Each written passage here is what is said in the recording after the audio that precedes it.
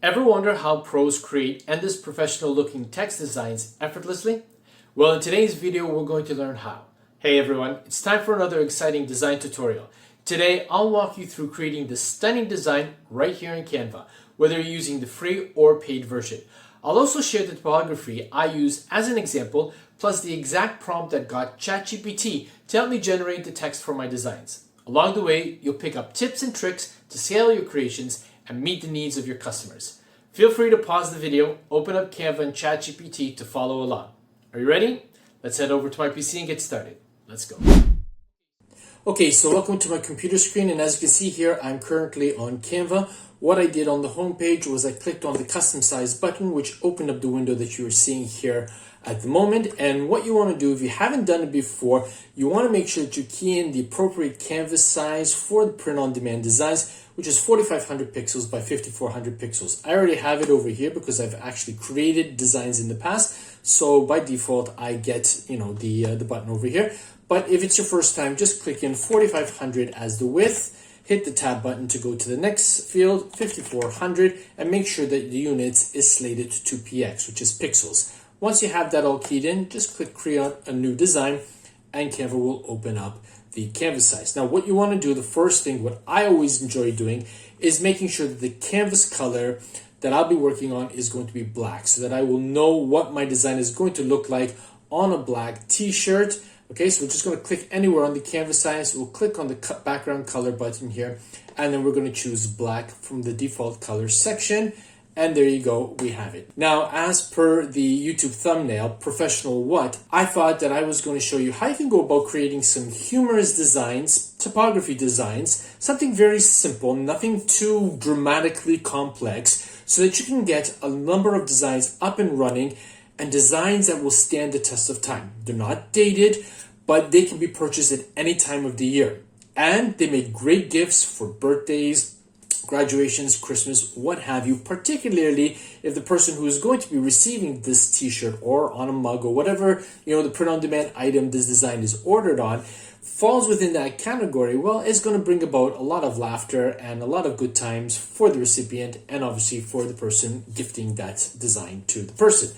So what I did was I went onto ChatGPT and I basically typed in the following prompt. Okay, don't worry about typing it. I'm going to copy it and leave it in the description box down below. So basically it reads, I would like to create a funny typography t-shirt design.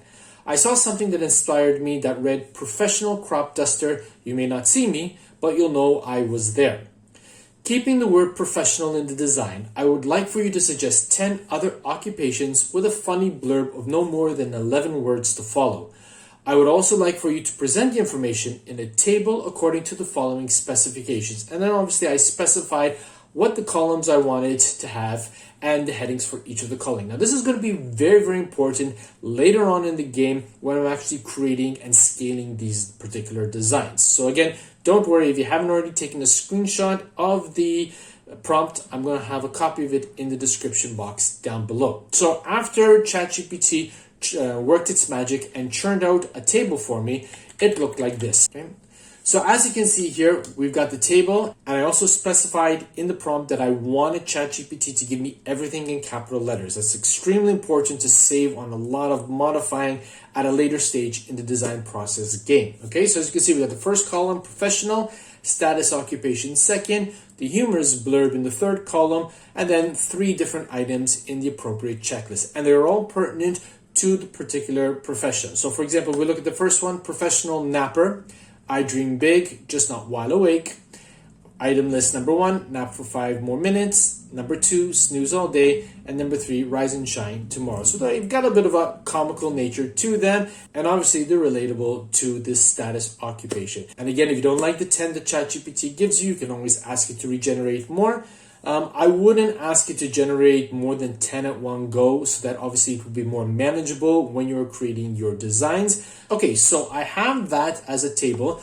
So now what we're going to do is we're going to head over to Canva and we're going to create the first design. And then based on that first design, Canva is going to help us to churn out all of the other designs in a matter of seconds. Okay, and it's really easy to do. It's not time intensive, and it's going to blow your mind away, particularly if you are new to Canva and if you are new to the print-on-demand industry. If you're not, you probably already know what I'm going to be doing, but stick around. Perhaps I'll be sharing some tips and tricks that you may not be aware of. Okay, so back to Canva. Now, first thing we want to do is we want to create our first heading. So we're going to click on text. I'm going to click on add text box. By default, it comes to black.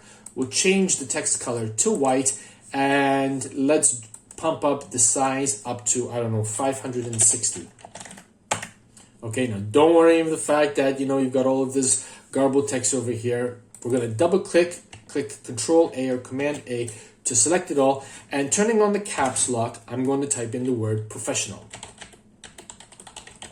Okay, now we are going to change the font. Don't worry again the fact that it's over 2 lines. When we select a font, probably in all likelihood, due to the sizing of the font, it might actually fall onto 1 line. If it doesn't, then we'll shrink it down accordingly. Now, one of my favorite go-to fonts is, in fact, Impact. And the reason why I like using it is because it's bold, it's got clear lines, it's easy to read, particularly on small thumbnails on a mobile phone device. And you can't really go wrong with a font like Impact. So we're just going to click over here, and then we'll type Impact in this field here. It should come up. Also, Impact is a free font, so if you don't have the paid version of Canva, you can use this particular font without any worry. So we're going to click on Impact, and boom. As you can see, Professional has already shrunk down in size. Now what we want to do is make sure that it's spelled correctly, and I notice I have 2 F's there, so let's get rid of one of them. Okay, and we need to double up the S. All right, so we got Professional. So now let's put it into place. So we'll just click out, back up, and we're going to bring it straight to the top. And I know that I'm centered because Canva gives me that vertical line that you see on the screen right now, telling me that the word professional is centered, obviously horizontally. Now, I'm going to right click on it and choose duplicate. We're going to bring that down, all right? And now what we're going to do is we're going to type in procrastinator. All right, which was one of the ones on the list. It's the first one that resonated with me, so we're going to go with that, and then we'll make the modifications later on for all of the other ones. So we're going to type in procrastinator. Now, as you can see, again, it's far too big, so what we're going to do is we're going to shrink it down a little bit, and let's take it down to about 460, see what we got there. Okay.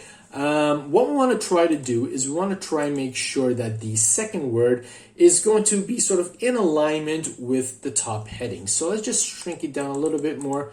We'll take it down to 456. Yep, that looks pretty good to me over there. All right, and maybe what we'll do is we'll bring it down a little bit. Again, we are centered, so we're good to go.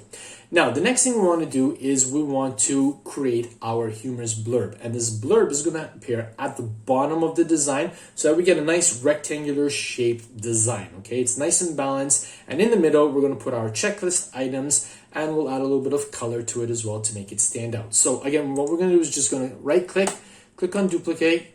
Again, we're going to drag that down, all right? And then what we're going to do is we're going to shrink it down drastically because the blurb is going to be rather lengthy in terms of the number of words, up to and including 11 words. So this is definitely far too large. We have to shrink it down. So let's bring it down to about 200.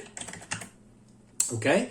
And now what we're going to do is we're going to type in what the blurb was for procrastinator, which was I'll get to it eventually. Now watch what I'm doing over here. So I'm going to type in I'll get to it, and then on the next line I'm going to key in 3 dots and then type in eventually. Now the reason why I'm doing that, because when I take this design into the next step, because of the fact that some of the blurbs are going to be longer than 1 line, in doing this over 2 lines, I'm going to help negate a lot of modifying down the road when all of the other designs are being created, okay? And then if I want to, I can bring it back up to the first line and just have 1 line for that one. Basically, you can modify according to your desires, to your needs, to what you like best, and obviously you'll be good to go. All right, so we've got that. Let's make sure that we are centered. So I'm just going to grab it and move it around. There it is centered. What I'm also going to do is I'm going to decrease the spacing between the 2 lines here. To do that, we're just going to click on the spacing button down there, and we're going to decrease the line spacing, all right? And now what I'm going to do is I'm going to bring it down a little bit more because I want a lot of nice room for the checklist items. And the final thing I'm going to do to this blurb is I'm going to stretch out the entire size of the rectangle, this purple border that's surrounding the text, right across to meet up with the lines under Professional Procrastinator. And the reason why I'm doing that is so that when the other blurbs are put into place, if they are longer, there will be room for Canva to put the text into, okay? And again, I won't have to stretch out or remodify if it puts it on 3 or 4 different lines. So that is definitely a little trick, a little hack to save you a lot of processing time down the road. Okay, so we got those going. Now the next thing I want to do is I want to create my checklist box. So we're going to click on elements here, and what we're going to do is we've got shapes over here, and as you can see I've got the rectangle over here.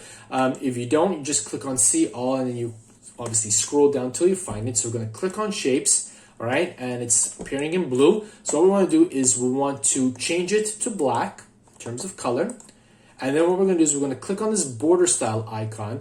We're going to click on the solid line for the border, and we're going to increase the weight, and we're going to change the color to white. Okay, so let's just click on that border color. I'm going to change it to white. All right, and what I'm going to do is I'm going to increase the border weight a little bit more, make it a little bit chunkier. Okay, I think that looks pretty good. And now what I'm going to do is I'm going to shrink it down, and I'm going to bring it to the left margin over here. So again, I want the border of the checklist box to line up with the letter P in procrastinator. Okay. Now, once I'm happy with that, what I want to do is I'm going to press and hold the Alt button on the keyboard, and I'm going to click and drag down another box so that obviously it duplicates it. Okay, and as you can see there, the spacing between the two boxes is 162. So what I'm going to do is I'm going to click again on this box, drag it down, and I will make sure that the number between those two is 162, so that obviously I am nicely aligned. Now you can see here that this box over here is going to bump into that. Don't worry about that. What we're going to do is we're going to press and hold the Shift key. I'm going to click on all 3 boxes, and I'm going to decrease the size of them. And I think that should work really well, okay? So sometimes you need to eyeball it a little bit. Now, what I need is I need a check mark, okay? So we're gonna click over here outside of shapes, back into elements, and I'm gonna type in check mark, which as you can see, I've used it recently. So we're just gonna click on that. And again, in graphics, we wanna click on see all. And again, if you're using the free version of Canva, you want to choose one of the check marks that doesn't have that little Crown Pro icon. There is one over here, which is free, so I'm going to click on that. Again, by default, it comes in as black. I'm just going to change that color. Now, I don't want to make it white because I want to add a little bit of, a sense of popping in this particular design. So what I'm going to do is I'm going to choose red as my color for the check mark, okay? And now what I'm going to do is I'm going to shrink it down, and then I'm just going to hover it over the first top checkbox. And I think that works really good. Okay, so now what we're going to do is we're going to click on again to activate it, press and hold the Alt key, and then I'm just going to bring it down here. Okay, and then I'm going to do the same thing again, and see how easy it is. It really doesn't take that long at all to create an effective design using Canva. Now, the last thing that we need to do is we want to include the checklist items for procrastinators. So what we're going to do now is we're going to click on the blurb. I'm going to press and hold the Alt key, drag up over here, and I'm going to take it up to the first one. Now again, don't worry the fact that we've got 2 lines here. I'm just going to double click on it and type in the first one was not yet. I have the checklist on another monitor over here, hence the reason why I know it so quickly. All right, and what we're going to do here is I'm going to take up the text size, rather the font size for not yet, and let's bring it up to 225. Okay, we want it just a little bit bigger. All right, and what I'm going to do again is I'm going to stretch the box up to the edge of the letter R in procrastinator, and I'm going to bring the left side of the box up just to where obviously the margin of the first checkbox is. And now the last thing I want to do is I want to left justify. So right now the alignment is set to center. I'm just going to click on it until you can see there it's left justified. It's touching the border. We don't want that. So I'm just going to move it slightly, and as you can see here, we're good to go over there. Now, pressing and holding the Alt key on the keyboard, I'm just going to click and drag down. As you can see here, we are perfectly aligned, and then I'm going to do it one more time. Okay, and as you can see, again, we are, yep, okay, we're aligned right there too as well. Maybe bring it up just a little bit. No, down. Okay, we're good to go over there. Now, I'm just going to double click on there, and the second one was 1 day, and then the last one is perhaps.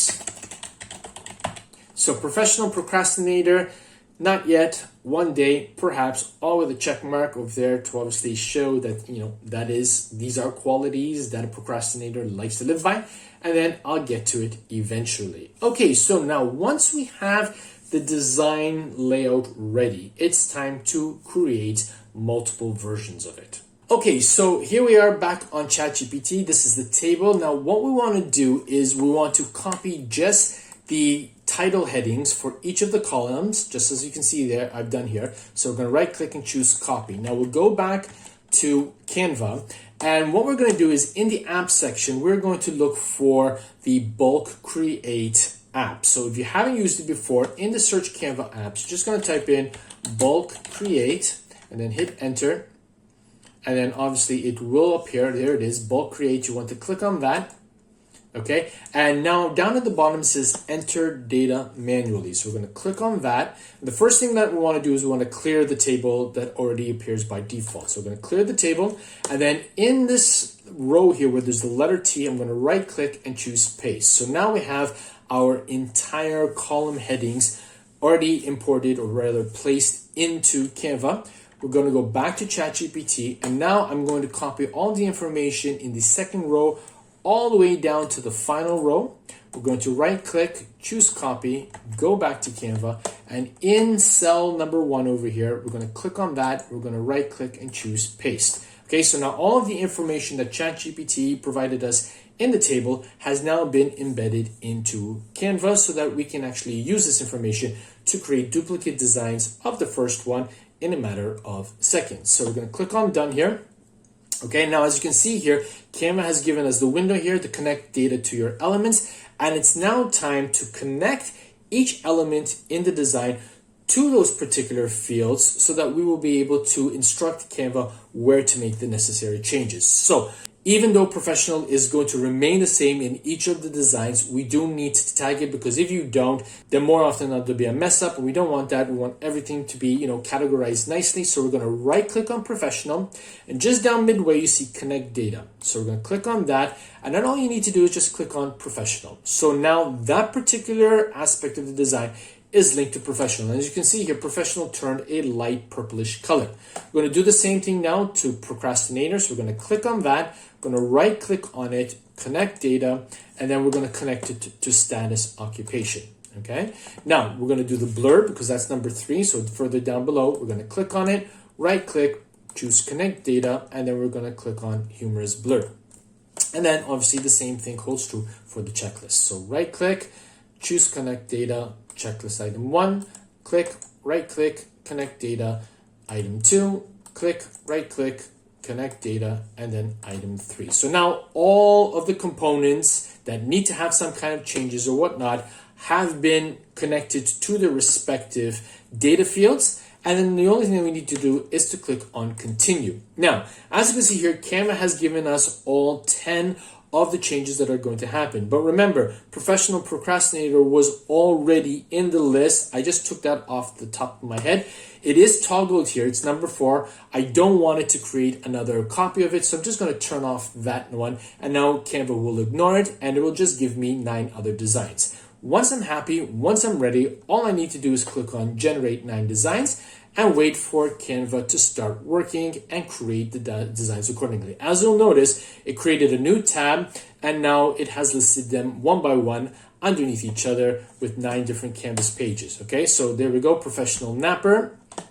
All right, we got professional snacker. If I change the view to the grid view, you're going to see we have all 9 of them over there.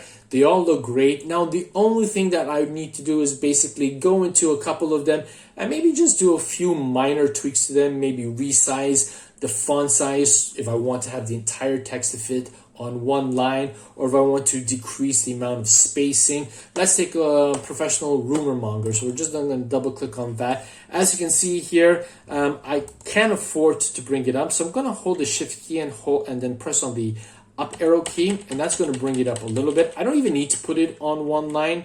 It looks good as it is right there. What I can do then is just maybe to center them a little bit to give a bit of consistency between all 3 of them. I brought the top 2 down. I can even bring this one down a little bit just to give it a bit more balance, in order to keep the spacing between the bottom box and the blurb similar to the top box and obviously the subheading. In fact, I can actually bring it up a little bit. Click on there. Okay, that works really good. Okay, now, but the only thing that I have to do is just download them with a transparent background as a PNG. So if you're using the paid version of Canva, all you want to do is click on share. Okay, you want to click on download. Make sure PNG, which is suggested, is in fact toggled as the file type. If you're using the paid version, you can go ahead and click transparent background, making sure all pages is obviously in the field.